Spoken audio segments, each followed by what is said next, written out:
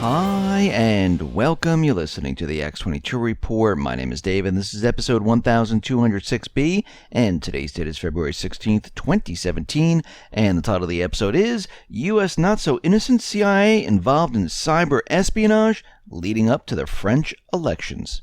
Now, before I get started, I just want to make an announcement. I just uploaded an interview with Craig Hemke on the X22 Report Spotlight YouTube channel.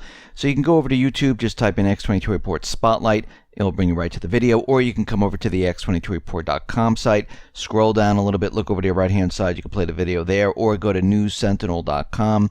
Same thing, scroll down a little bit, look over to your right-hand side, and you'll be able to play the video right on the site. Let's get into the economic collapse, political and geopolitical news. Now, we know that Trump, he created an executive order which eases the pain of the penalties on Americans with regards to Obamacare. And it looks like when you're filling out your taxes, you really don't have to answer that box if you have health insurance or you don't have health insurance. But I would check with your accountant, your tax preparer, because it looks like he did make it possible where people do not have to pay the penalty at all at this point.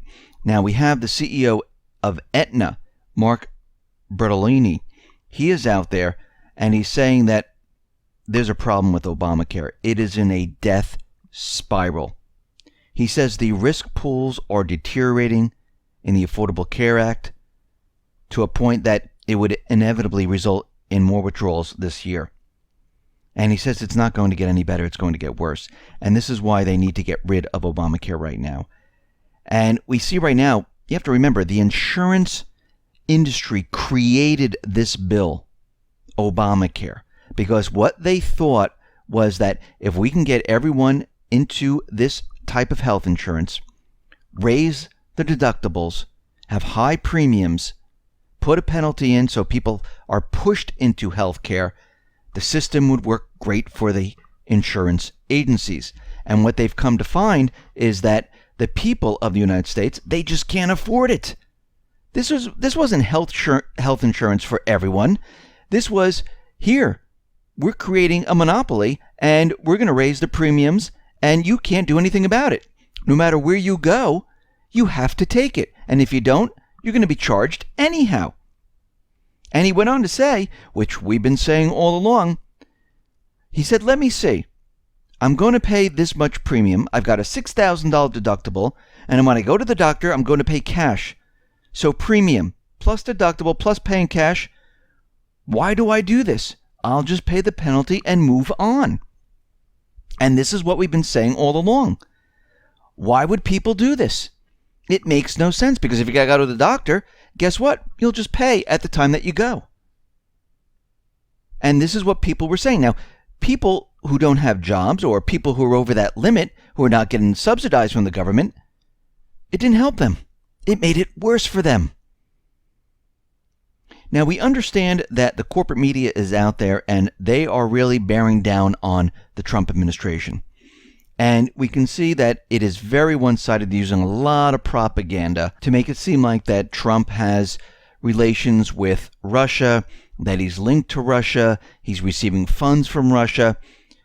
Well, we can see right now that there was a probe by Deutsche Bank. They were looking at his accounts worth hundreds of millions of US dollars. And they were looking for links that indicated Russian involvement. And Deutsche Bank, their internal review, said, we cannot find anything. There is no such link between Trump's accounts and Russian involvement. So already, that was propaganda. And we can see as we move forward that the corporate media is putting out a lot of propaganda without facts backing it up. And this is the way the corporate media works. This is how these agencies work. They just want you to believe what they're saying, but they don't back anything up with facts. Now, Bloomberg columnist Eli Lake, the former senior national security correspondent for the Daily Beast, who covered national security and intelligence for the Washington Times, the New York Sun, and UPI, said the following: that one White House official with knowledge of the conversation told me the Russian ambassador raised the sanctions to Flynn.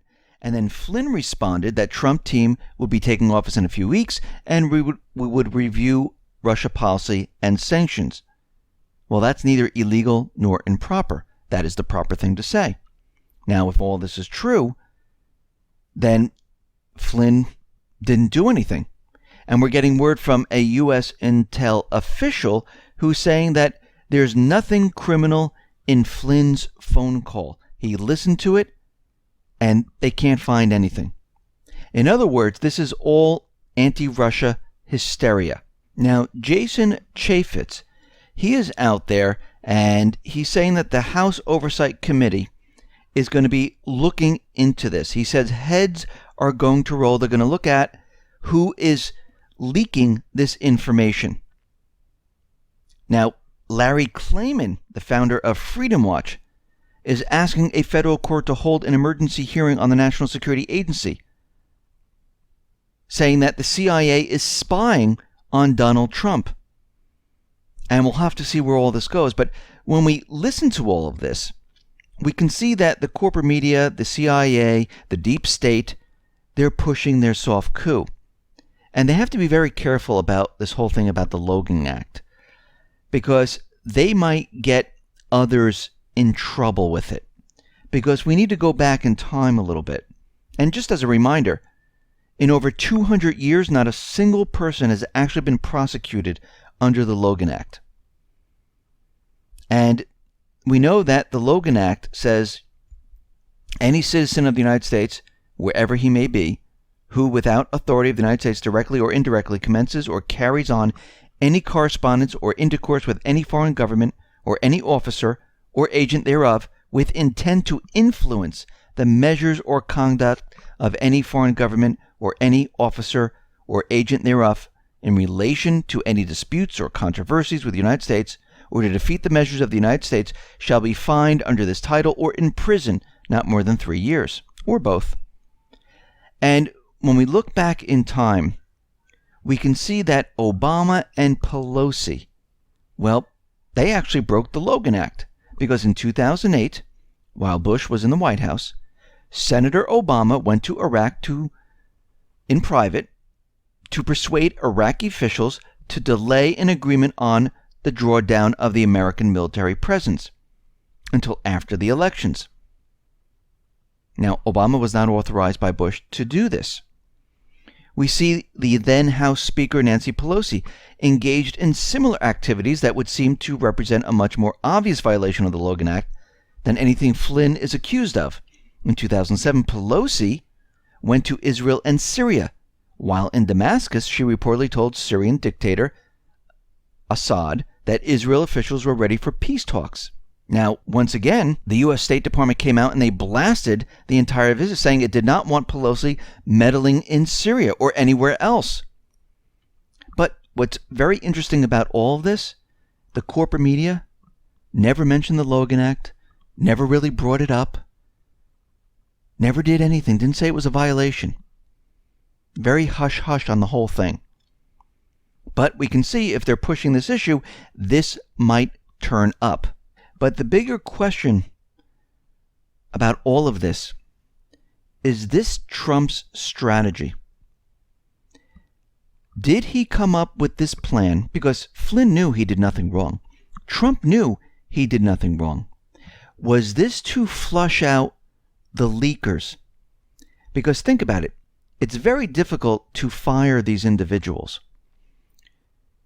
It would be better to flush them out, have them leak the information, then have an investigation to get rid of them, to make the corporate media look bad.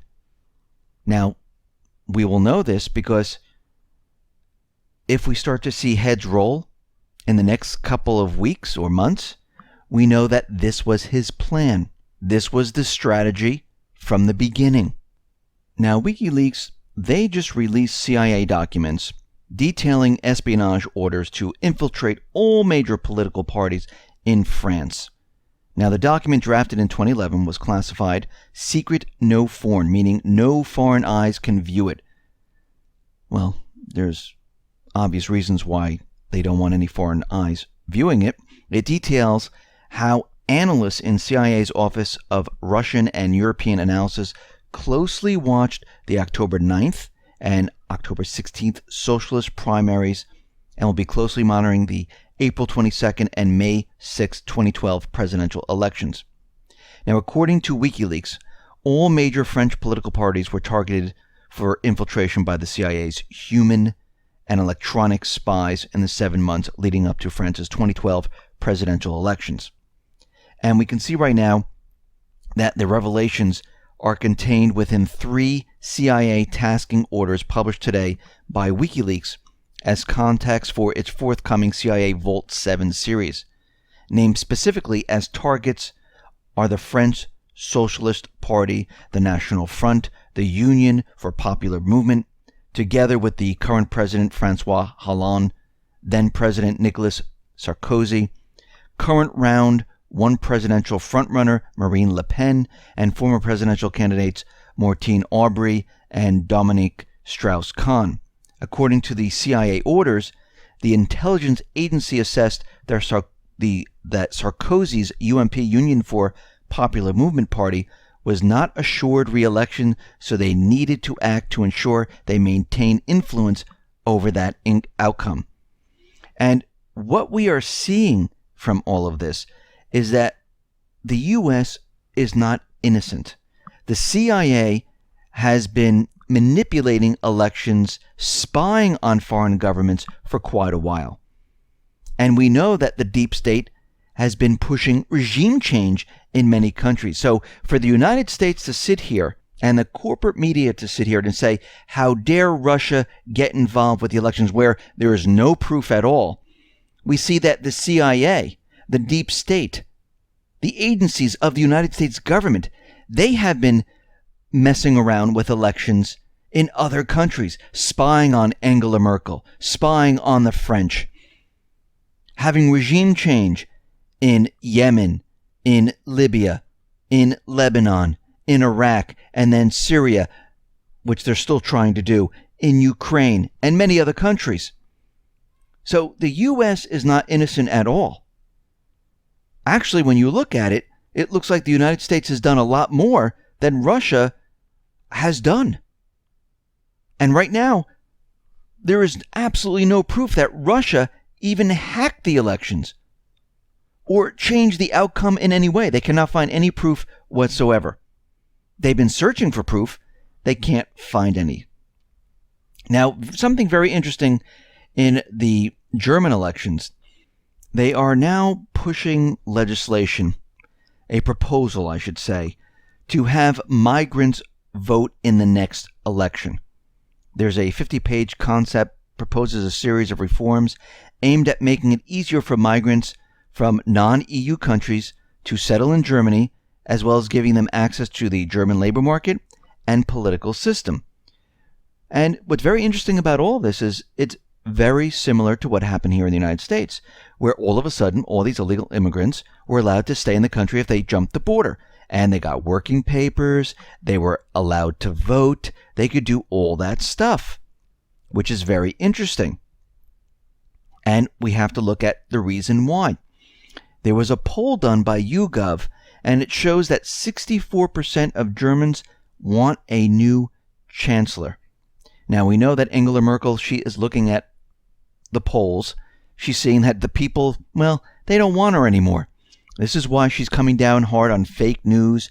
This is why she's blocking stories that have the opposite view of what she is trying to push out there. This is why they want migrants to vote, because, hey, it's Angela Merkel who let you into the country. How are you going to vote? And we can see a lot of similarities of what they're proposing and what is happening here in the United States. Because these leaders understand that they're not going to be reelected. We see it in France, we're seeing it in Italy, we're seeing it in Germany. Things are changing, and the central bankers, the globalists, they don't like it. Remember, they like to keep their power. They will do anything to keep their power. They don't like change like this. This is why we can see the corporate media, the deep state, pushing a soft coup in the United States. They're doing whatever they possibly can to regain control. Now, we understand that the central bankers, the deep state, they want to get us into war. And something very interesting, as we know, we discussed it before, where we had Kim Jong-nam. He was murdered. Now, there are many different stories going around. They arrested 2 women. They say that they sprayed something on them. Another report that there was a needle. And they keep saying, yes, it's North Korea, it's North Korea. And there was a hit put out on Kim Jong-nam for 5 years. So 5 years ago, they put out this order. And we can see that Kim Jong-nam, well, he traveled freely. He went to many different countries. It wasn't like he was hiding, he was under guards or anything like that. So over the 5 years, they waited for this point in time to assassinate him. Something doesn't sound right. Now, a defector who was a senior official in the North said it is hard to believe that it took agents 5 years to execute an order. He says something else happened, and he doesn't believe that the North actually put the hit out on Kim Jong-nam, who's the half-brother of Kim Jong-un. So most likely this was wet work by the CIA, where they took him out trying to create an incident. And we can see right now they're looking toward the North. South Korea is saying this. They have intel saying it definitely was the North. South Korea always says it's the North. And we can see right now they're trying to build this case, and they're trying to provoke the North once again. And it seems like this most likely was their plan. Now, out in Ukraine, we see Ukraine just accused Russia in hacking their power grid, their financial system, and other infrastructure with a new type of virus. And we can see right now, we know that Graham and McCain, they were out in Ukraine speaking to Poroshenko, saying this is the year of the offensive, and then all of a sudden war broke out in this area. And it started to heat up. And now we see that Poroshenko is out there, and he is blaming Russia for cyber attacks. And of course, this is all part of the propaganda to try to draw Russia in. Remember, the neocons, the deep state, the elite, the central bankers, they want a war with Russia. And they're trying to create this story. Now, Putin is out there saying Kiev is not ready for any type of peaceful conflict. All they're trying to do is start a war. They don't even want to abide by the Minsk II agreement. And we can see at this point that it's going to be very difficult to deal with them. And we can see right now that the corporate media is making a very big deal about the spy ship that is off the coast, and they keep broadcasting it. But we have to understand something that's a fact. The spy ship, which is really an intelligence collection ship, is perfectly marked so everyone knows what it is. It's in international waters. And what they always forget to do is take what the Pentagon said.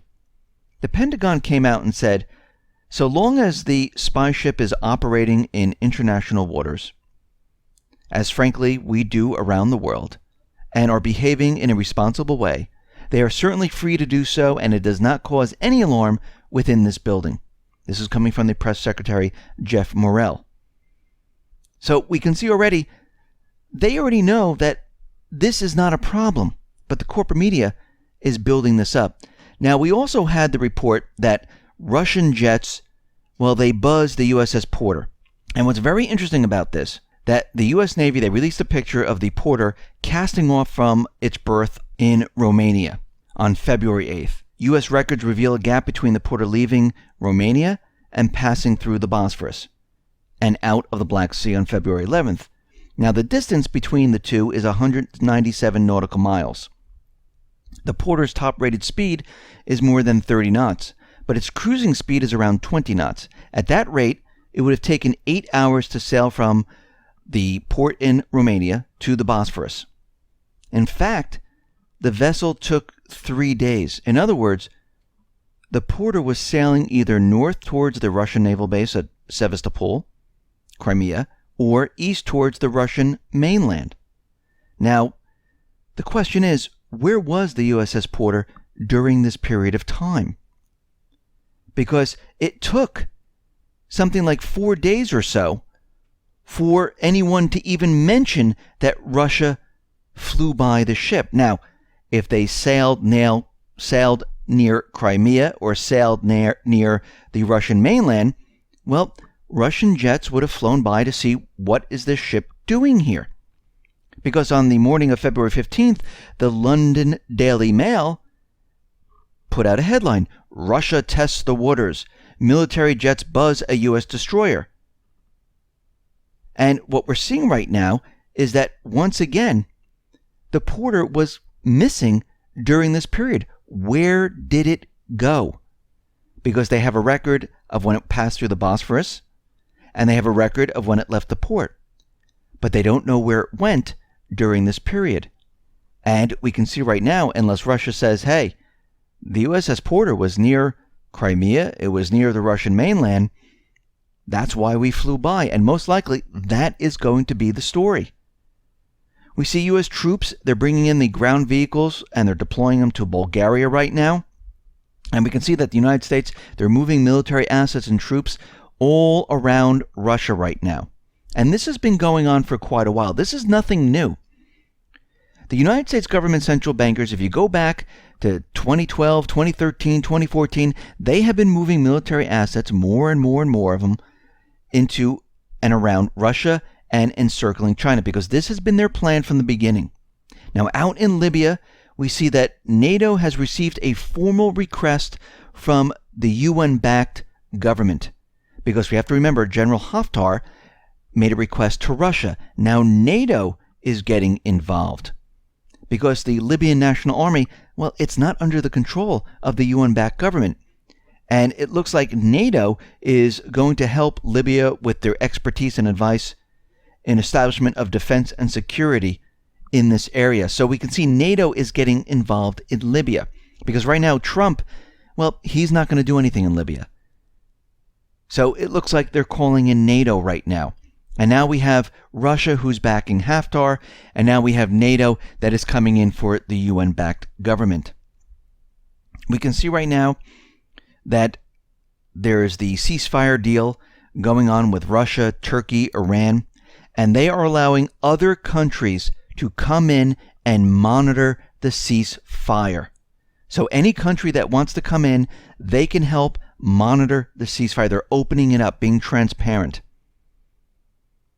Now, we can see at this point that the Pentagon is not going to be working with Russia to get the Islamic State. Russia has asked many, many times. We see General Mattis is out there. He is not going to work with Russia at this point to go after the terrorist groups. And we can see right now that by not helping, they're continuing their mission as before, where they're helping the Islamic State. They're helping the moderate rebels. They're helping Al-Qaeda, al-Nusra in this area. And we can see already that al-Sham, the rebel coalition, well, which is a break-off of al-Nusra, they have been pushing and trying to make gains in Syria. So what's happening, and they were renamed, you have to remember, so this way they weren't on the terrorist list. That's why John Kerry and the rest decided to rename this group. And what's happening right now is they have not given up on their goal. So what do we see happening all at the same time here? We have them trying to remove Assad. That hasn't ended. We see they're trying to provoke Russia into a war. They're bringing in military assets. They're using propaganda to link Trump with Russia. They're trying to turn Trump to help them start a war. If they can't do that, most likely they'll get rid of him. And they're running out of time because they know the system's coming down. They thought, oh, Hillary was going to be getting into the White House, and this way they can blame the entire thing on Russia. They can blame the entire collapse on Russia, and this would be a great story, but the plans didn't work out. So now they have to blame it on Trump, but they're running out of time because he's not in office that long. And they know the economy's starting to fall apart. Look at all the economic evidence that we've been seeing. Things are rapidly deteriorating. Already, they started the narrative that the economy is getting weaker. So they would like to do it now, but they need to wait a little bit longer. Now, will Trump beat them to it? Well, it doesn't matter, because either way, the economy is coming down and you need to be prepared. Listen, everyone, thanks a lot for listening. Be well, be safe, and especially be prepared. Thanks a lot.